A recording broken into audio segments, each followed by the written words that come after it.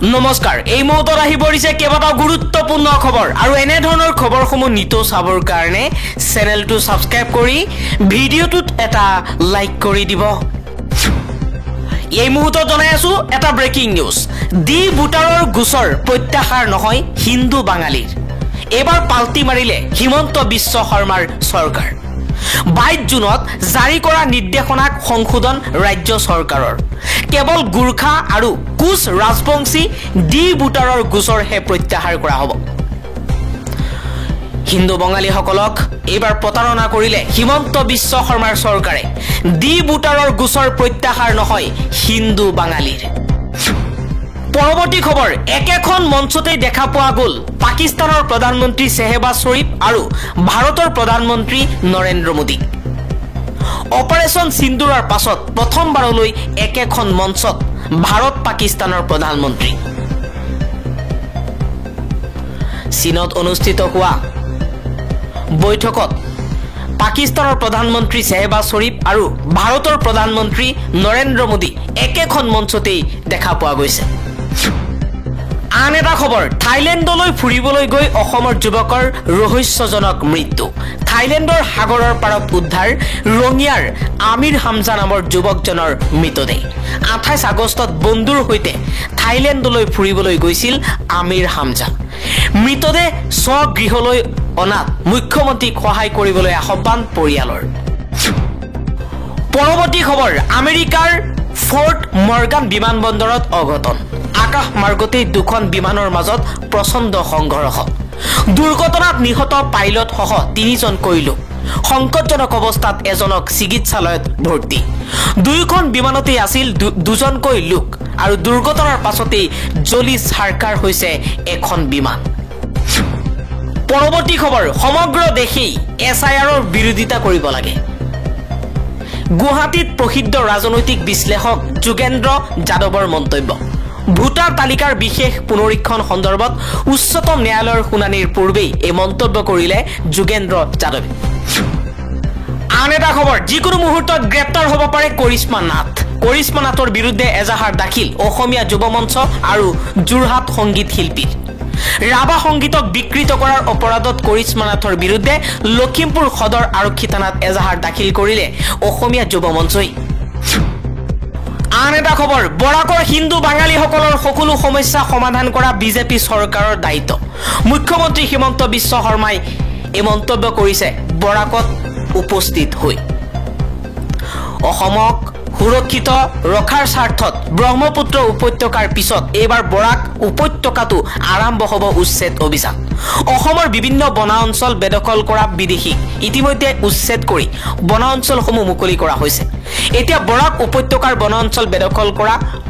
অভাৰতীয় লোকসকলৰ বিৰুদ্ধেও শীঘ্ৰেই উচ্ছেদ অভিযান আৰম্ভ কৰা হ'ব বুলি মন্তব্য কৰিছে হিমন্ত বিশ্ব শৰ্মাই কোনো বিদেশীকে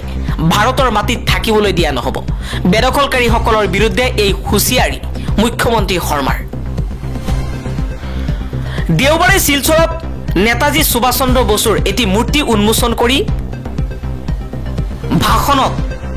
এইদৰে বনাঞ্চল বেদখল কৰা লোকসকলক উদ্দেশ্যি মুখ্যমন্ত্ৰী শৰ্মাৰ হুংকাৰ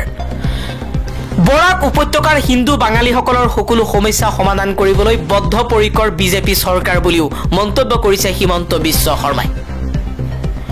বৰাক উপত্যকাৰ মানুহে সদায় উন্নয়ন পাব বিকাশ পাব আৰু চাৰিওফালৰ পৰা সুৰক্ষা লাভ কৰিব বুলি মন্তব্য কৰিছে হিমন্ত বিশ্ব শৰ্মাই গতিকে অসমৰ মাটি আৰু ভেটি সুৰক্ষিত কৰি অসমীয়া বাঙালী হিন্দী ভাষী সহ সকলোৱে যাতে অসমত শান্তি আৰু মিলাপ্ৰীতি আৰু সমন্বয়ৰে বাস কৰিব পাৰে তাৰ বাবে সকলোৰে আশীৰ্বাদ কামনা কৰিছে হিমন্ত বিশ্ব শৰ্মাই পৰৱৰ্তী খবৰ আফগানিস্তানত প্ৰবল ভূমিকম্প কমেও 250 জনতকৈও অধিক লোকৰ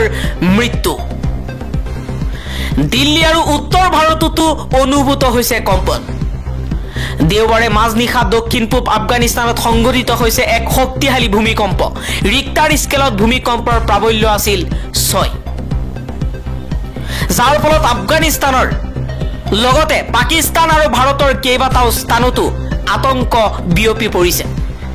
নিশা 12:47 হঠাৎ জোকাৰণিৰ জোকাৰণি অনুভূত হয় বহুতে হাড় পাই আতংকিত হৈ ঘৰৰ পৰা ৰাস্তালৈ দৌৰি ওলাই আহে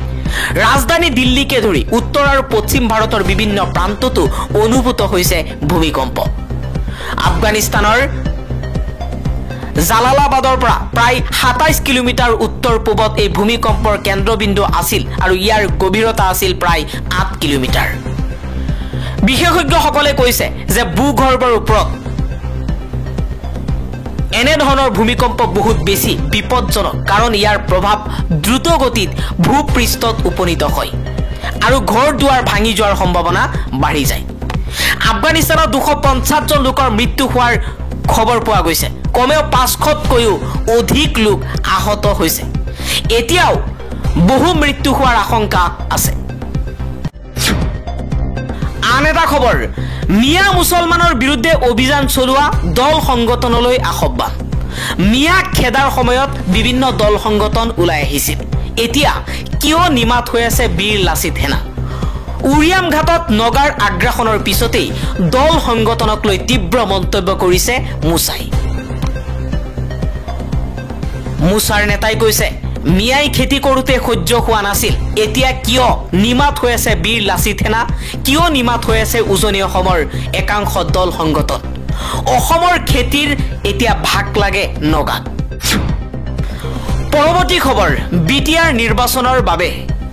বিজেপিয়ে প্ৰকাশ কৰিছে প্ৰথমখন তালিকা 28টা সমষ্টিত প্ৰাৰ্থী প্ৰক্ষেপ কৰিছে বিজেপিয়ে এইবাৰ বিজেপিয়ে অকলেই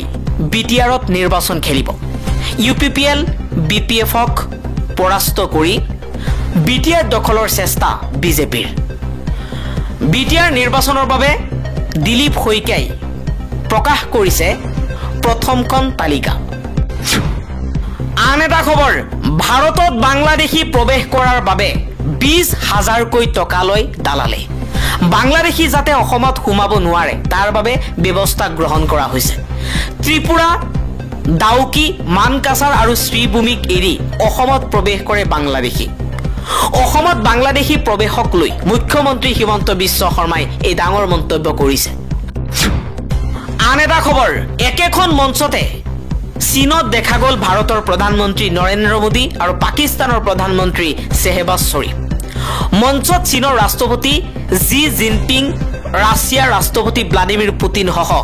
অন্য ৰাষ্ট্ৰনেতাসকলক একেলগে দেখা পোৱা গৈছে চীনত চাংহাই কোঅপাৰেচন অৰ্গেনাইজেশ্যনৰ সন্মিলনত সকলোবোৰ ৰাষ্ট্ৰনেতা উপস্থিত থাকে পৰৱৰ্তী খবৰ উপ ৰাষ্ট্ৰপতি নিৰ্বাচনৰ বাবে তৎপৰ বিজেপি 9 ছেপ্টেম্বৰত উপ ৰাষ্ট্ৰপতিৰ নিৰ্বাচন আৰু 8 ছেপ্টেম্বৰত নৈশ আহাৰৰ আয়োজন কৰিছে প্ৰধানমন্ত্ৰী মোদীয়ে এনডিএৰ সকলো সাংসদকে নৈশ আহাৰলৈ আহ্বান জনাইছে মোদী চৰকাৰে